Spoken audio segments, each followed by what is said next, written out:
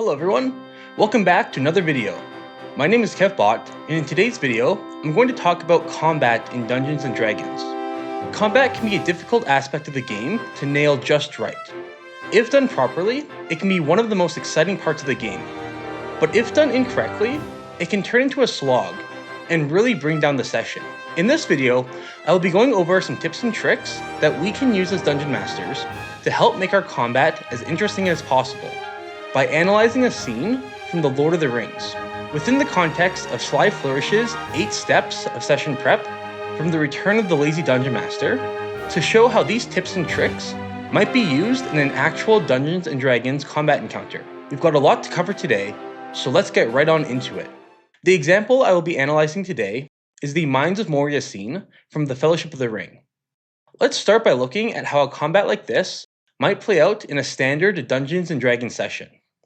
The party is exploring a dungeon in the Underdark, and they decide to go into a room in the dungeon. As the Dungeon Master, you consult your map and notes for what's in the room, and narrate the following scene. As you enter into the next room, that appears to be a tomb, you find 20 goblins and a cave troll. Everyone roll initiative.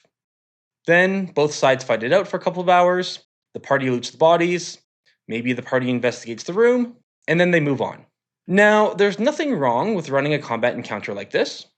Players tend to have fun showing off their characters' different combat abilities, and everyone enjoys killing monsters.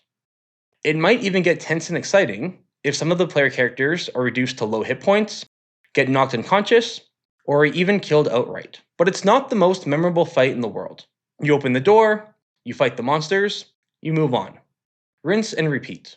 And this is where we can look at the Mines of Moria scene from the Fellowship of the Ring for some points of inspiration. Let's start before the combat even breaks out. Now, this scene is what Mike Shea from Sly Flourish would describe as a fantastic location, which is the 5th step of the 8 steps of the Lazy Dungeon Master. Develop fantastic locations. What makes a location fantastic? According to Mike Shea, an evocative name, descriptive aspects the players can interact with, and locations tied to a character's backstory. Balin's tomb in the Mines of Moria contains all 3 of these aspects to make it a fantastic location. The name Balin's tomb. Who was Balin? Why was he important enough to get his own tomb? How is he related to the Mines of Moria itself? Then we have the descriptive aspects of the tomb. The way the light comes in and lands on the tomb, the destroyed condition that the room is in. It's not just a tomb, but a destroyed tomb that clearly had a recent battle in it. Who was fighting in this room and why? Characters start interacting with and learning about the tomb. Gandalf does a history check from reading one of the books he finds in the room. Pippin does an investigation check when examining the skeletons. And Legolas does an insight check, realizing that the party should move on. Finally, this location directly ties into the backstory of one of the characters, in this case Gimli, who learns that Balin is dead.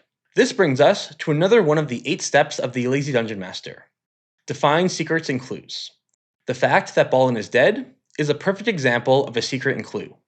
It's a single sentence, it relates to a character's backstory, and it isn't necessarily tied to one location.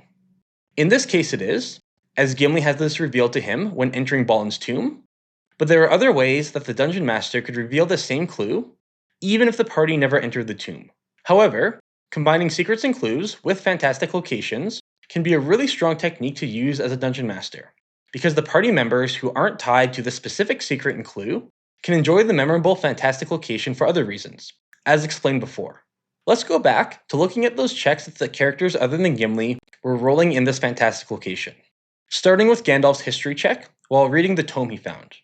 Here we have even more secrets and clues for the party to learn, learning about the battle that took place, other parts of Gimli's backstory, and foreshadowing for what might be to come, namely a Baelor, later on in this session or another session in the future. Then, we have Pippin rolling his investigation check on the dead bodies in the room.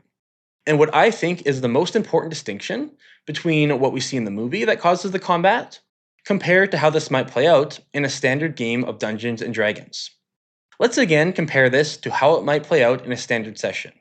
You open the door, you find the enemies just standing around, you kill the enemies, you loot the room.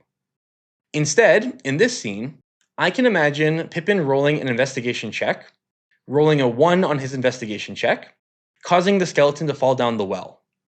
And this is the key that changes everything. This combat didn't have to happen. And in fact, this combat was never going to happen. The only reason why this combat happened is because of the direct results of the player characters. There's a world where Pippin doesn't perform the investigation check, or roll a 1 on the die, and the combat never breaks out. Instead, the combat happens due to the direct results of specific player actions, greatly increasing the overall feeling of player autonomy and character choices mattering. Now, as a dungeon master, you might find this to be unsatisfying. If you've built this entire location around a combat, and the combat relies on character actions that may or may not happen, if the combat doesn't break out, all of your prep might feel like a waste. A waste of prep, wasted location, and a waste of time where the party enters a room and nothing happens. This would be boring for everyone. And that is why all of the pre-combat elements that we just talked about are so important. Through utilizing the 8 steps of the Lazy Dungeon Master, specifically setting up a fantastic location, and revealing secrets and clues, this means that even if the combat doesn't break out, it would still be a satisfying play experience for both the players and the Dungeon Master. Everyone experiences a memorable, fantastic location, the party learns secrets and clues about a character's backstory in the campaign plot, and there was some foreshadowing about what's to come if the combat doesn't start. This is also much more satisfying for the players, because it feels like their actions have a direct impact as to what they encounter in the session. This fosters a greater sense of player agency compared to feeling railroaded. It's not just, we open the door, and then there's a combat. We opened another door, and there's another combat. When this happens, it feels like the plot is happening to the players, not the other way around, where the characters influence the plot itself. Instead, in the case of this scene, it plays out as, we opened the door, we went into the room, we explored and interacted with the room, and then combat broke out. Thanks, Pippin. This is way more memorable. And in this way, if the combat is preloaded with these secrets and clues, you don't even need to have the combat to have a satisfying adventure. Now, some dungeon masters might argue that in the former situation, the players aren't truly railroaded, as they were the ones who chose to open that specific door and go into that specific room. And while that's technically true, employing these techniques will help to get that full sandbox feel of player agency and actions truly having consequences. The next tip comes from the first step of the 8 steps of the Lazy Dungeon Master, and that is reviewing the characters. Part of reviewing the characters can be the secrets and clues, like we talked about with Gimli, but another part can include the magic items that the party has. In this case, the party hears some monsters are coming towards them, but don't know what. Frodo looks at Sting, and he sees that it's lit up blue, so the party knows that orcs are on their way. Here we have another thing that I feel most dungeon masters don't do enough of, and that's leaning into the magic items that characters have. Frodo has a magic sword that lights up whenever orcs are near. The sword lights up, and the party knows that they can start preparing for orcs. This scene would have been much less satisfying if Frodo had a sword that lit up when, say, kobolds were near. Imagine how that would play out. They hear monsters in the dungeon. They check the sword, and it doesn't light up. As a dungeon master, you tell the party, well, you know it's not kobolds, but you don't know what it is. I know that this is how it would play out, because I find myself, as a dungeon master, failing at these situations all the time, mainly as a result of failing to follow this advice. And it's not much fun for the players, because the combat encounter doesn't utilize magic items that the player has. Instead, in this scene, the party learns a piece of information before the combat starts, thanks to the magic item, and they can start preparing. They barricade the door, knowing that orcs are on their way, which is a great and clever strategy to use, as compared to, say, if they knew Umber Hulks were on their way instead. And now this allows you, as the Dungeon Master, to throw an encounter that's just a little bit more difficult, and seems a little bit more overwhelming at the party. Instead of, say, 10 orcs, which might be a balanced encounter under regular circumstances, you can now throw 15 orcs at them, because they were able to prepare and take a few out before the combat truly started. It will be more satisfying when the players are able to overcome it, because they will feel that they were able to overcome an otherwise deadly encounter with their specific magic items and clever planning, giving a greater sense of them feeling like heroes. Mike Shea from Sly Flourish refers to these as lightning rods. Throw things at the party that shows off their cool abilities or their cool magic items. It's not fun to get a sword that glows whenever orcs are near, and then never fight orcs for the rest of the campaign. Now, this doesn't mean that every combat needs to include orcs just because of Frodo's sword. It's just an example of utilizing character magic items in a satisfying way. All of this can be taken into account during your session prep when reviewing the characters, and ties into the 7th step of the Lazy Dungeon Master session prep. Choose relevant monsters. Now, relevant monsters can refer to monsters that are relevant to a specific location, such as finding a cave troll in a cave. But it can also mean monsters that are relevant to the character abilities and magic items. Think about how the monsters you choose might be able to show off the cool abilities or magic items that the party has, and this will give the monsters a fun secondary purpose. Shoot your monks. Throw hordes of undead at your clerics to turn. Group minions together within fireball range. When you play into the character strengths, you can throw incredibly overwhelming and deadly encounters at them, and they will feel awesome at the end of the encounter when they win. It really brings out that feeling of, thankfully we had your character to turn all those undead, or fireball all those minions, or warn us that the orcs were on their way, and gives players a further sense of purpose with their characters within the game world. Finally, we have the actual combat. During the combat, we can see how the fantastic location itself adds to the excitement. We can see that there are stairs and different levels in the room. So we have Legolas going up to shoot down below. We have Gimli standing on top of the tomb of Balin, and the tomb getting smashed by the cave troll. There are different pillars for characters to run around and find cover behind. One tip that we can learn from this combat, although admittedly it is a bit weak here, but it's the idea of multiple and alternative win and loss conditions outside of simply living and dying. In most combats, you win if your character survives and the monsters die. To make combats really engaging, introduce win and loss conditions beyond this, especially if they tie to the characters or the plot. In this scene, we see it a little bit, where Aragorn isn't simply trying to survive and kill orcs, but also keep Frodo alive. This makes the combat a little bit more exciting and influences his movement on the battlefield, but we can go further than that.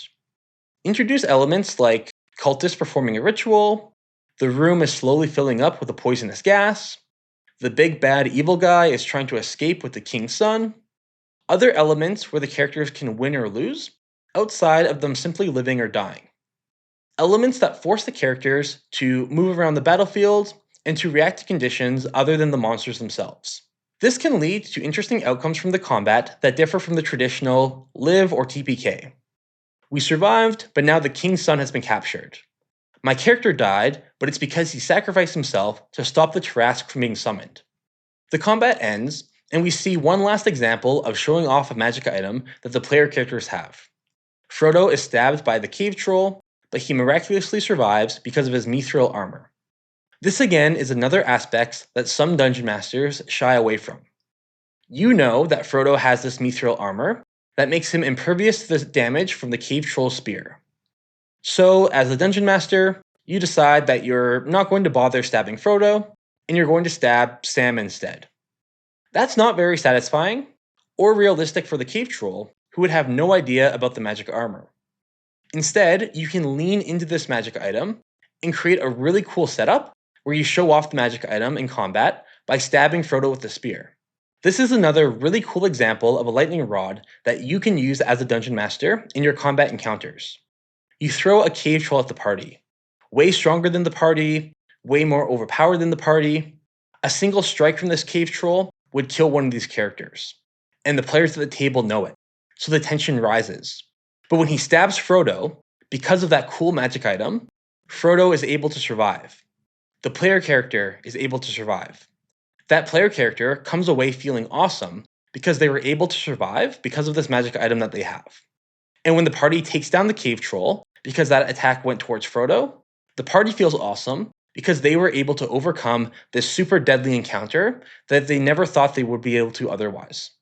By leaning into the lightning rods, it becomes really fun for the players because the party can overcome insurmountable odds, really feeling like awesome heroes in their adventure. As a dungeon master, you get to have a lot more fun because you can throw super high level monsters at the party, and those monsters are always more fun to run than the lower level monsters with their different high power abilities. In conclusion, I believe that there are tons of tips and tricks that we can learn from different pieces of media to include in our Dungeons & Dragons combat to make it even more exciting. And the Mines of Moria combat scene is loaded with these tips and tricks. Some we've gone over here, and maybe even some that I've missed that you noticed. With that said, there are lots of different scenes out there from different kinds of media. Not simply fantasy media, that might give us tips and tricks that we could use in our combat or even other aspects of play during the sessions. As a dungeon master, this is always something to keep an eye out for whenever you're watching anything. Just a few months ago, I was watching the movie Paddington 3, Paddington in Peru, and the whole time I kept thinking about different aspects that I could use from that movie that might make for exciting scenes or adventures in my ongoing campaign. To recap, some of the tips that we learned today by analyzing the Mines of Moria scene from the Fellowship of the Ring and combining it with the 8 steps from the Return of the Lazy Dungeon Master. 1. Establish a fantastic location, especially when this location is tied to a character's backstory. 2. The party learn any secrets and clues, whether these secrets and clues are also tied to a character's backstory, the plot, or foreshadowing the adventure to come. 3. Combat happening due to a player's actions, increasing the sense of player agency, and reducing the sense of railroading. 4. Utilize player character abilities and magic items as lightning rods, both before, during, and after the combat, to help make the heroes feel like heroes. 5. Choose relevant monsters, taking into account the fantastic location, character abilities, and magic items. Finally, 6. Multiple win and loss conditions, other than simply life or death, to increase the excitement during the encounter. Now, it would be unrealistic to include all of these in every single one of your encounters, but even just adding 1 or 2 here and there will really help to create a more fun and engaging experience overall. So, what do you think of the tips and tricks that we learned today from the Mines of Moria scene? How might you use them in your campaign? Are there any tips and tricks that I missed? What other scenes from media might have tips and tricks that we could also include in our campaigns? Let me know in those comments down below. Thank you so much for watching. My name is Kevbot. Now get out there and plan your encounters.